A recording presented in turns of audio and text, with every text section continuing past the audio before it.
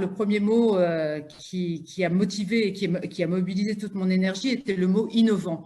Parce que j'estimais que sur la pauvreté, effectivement, quand je suis devenue maire en 2014, il y avait des mesures qui étaient prises. Et puis, bien souvent, à partir du moment où des mesures étaient prises, eh bien, c'était un petit peu ce qu'on balayait, ce qu'on mettait sous le tapis. Et moi, j'ai voulu m'inscrire dans une volonté d'innovation sur un domaine qui n'en bénéficie pas souvent. Donc, c'est dans ce sens-là que nous avons mis un nombre d'actions en place. Et puis, pour moi, ce qui était important, c'est de pouvoir mesurer.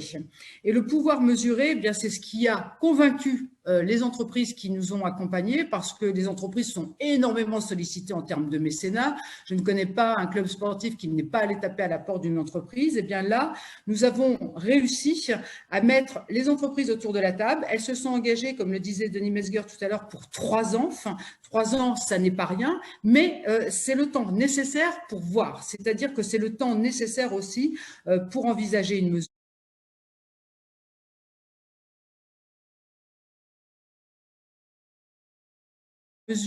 Aujourd'hui, au terme des 3 ans, on l'a. On avait envisagé, on avait un objectif de 1000 bénéficiaires. Aujourd'hui, c'est plus de 850 bénéficiaires qui ont été accompagnés. On peut estimer, au regard des études et des enquêtes qui sont faites, c'est-à-dire plus de 85% de satisfaction, c'est-à-dire d'évolution positive pour ces bénéficiaires. Donc, c'est vraiment du tangible, c'est du mesurable, c'est du commensurable, et c'est ça qui est important. Et puis, l'image aussi, qui est celle de la dotation d'action territoriale, à savoir que 80% considèrent que la DAT leur a permis de mieux réaliser leur mission sociale. Il ne faudrait pas croire que l'entreprise est complètement déconnectée de ce qu'est la réalité de son territoire, mais elle n'a pas toujours non plus les clés d'entrée pour intervenir. Je pense que la DAT est ce lien de confiance qui est nécessaire. Et dans une confiance, eh bien, il y a toujours la nécessité de pouvoir l'apprécier, de pouvoir l'évaluer. Et je dois dire que c'est le professionnalisme de Break Poverty qui nous a permis aussi d'asseoir cette confiance. Et nous, à notre stade, ça a été vraiment déterminant, parce qu'au stade des 3 ans, eh bien, il faut envisager l'avenir.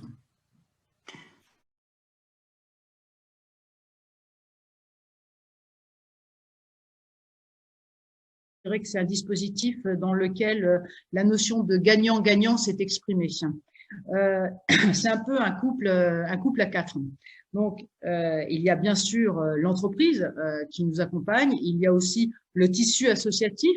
Je rappelle que certaines associations, lorsqu'elles ont bénéficié de la dotation d'action territoriale, ont eu ce qu'on peut appeler l'effet levier pour avoir aussi du résultat sur le terrain. Donc, certaines vivautaient, avaient des résultats qui étaient peu appréciés, difficilement appréciables. Aujourd'hui, au travers de la DAT, ça leur a permis aussi d'avoir cet effet levier sur le public dont elles s'occupent.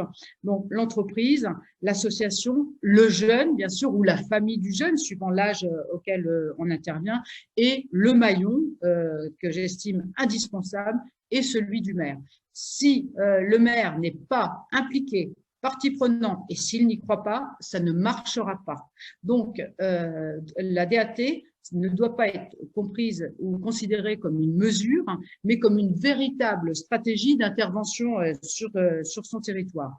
Et puis, au-delà de cela, aujourd'hui où l'argent public est rare, il va être important pour chacun d'entre nous d'être extrêmement vigilant sur l'emploi de chaque euro. C'est-à-dire qu'il faut qu'on soit capable aussi de voir quelle est l'efficience d'un euro mis sur le terrain. Et je pense qu'on a bien œuvré dans ce sens sur ces 3 ans, c'est-à-dire que l'entreprise, quand elle met 1 euro dans un dispositif, au-delà de cela, elle engage aussi ses salariés, bien souvent, parce que nombre d'entre eux sont parrains. Donc, ça veut dire que ce couple ressources humaines, qui est celui de l'entreprise, plus ressources financières, doit donner le meilleur. Et nous, élus, nous devons en être les garants. Donc, moi, je suis partante pour continuer. Et puis, je vous le disais, ce qui a été vraiment la conclusion, la première conclusion d'étape de ces 3 ans, c'est la notion de confiance. La confiance, elle est née du résultat qu'on a obtenu, de l'implication qui a été mise en œuvre, et c'est ce qui fait le lien. Eh bien, ce lien, c'est ce que nous allons utiliser pour les 3 prochaines années.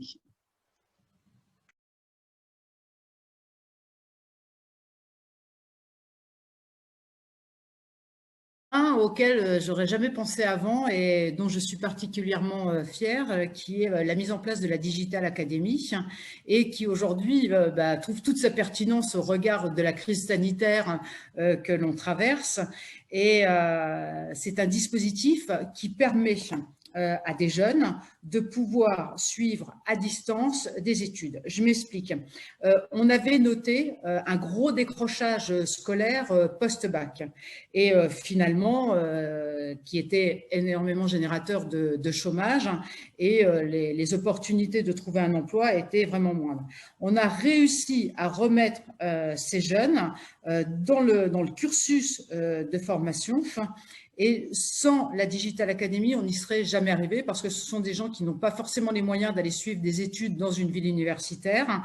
Et puis, quelquefois, ils étaient obligés de faire un choix d'études par défaut au regard de la proximité des établissements qui se trouvaient à portée de portefeuille, entre guillemets, de leur lieu de résidence. Aujourd'hui, ils peuvent suivre, ils ont le choix au travers de 3500 formations supérieures et peuvent les suivre à partir de la ville de Romans. Et je peux vous assurer qu'aujourd'hui, quand nos étudiants dans les universités sont seuls, eux ne le sont pas puisqu'ils peuvent suivre leurs cours à l'intérieur de ce bâtiment dans lequel a été mis en place un protocole sanitaire.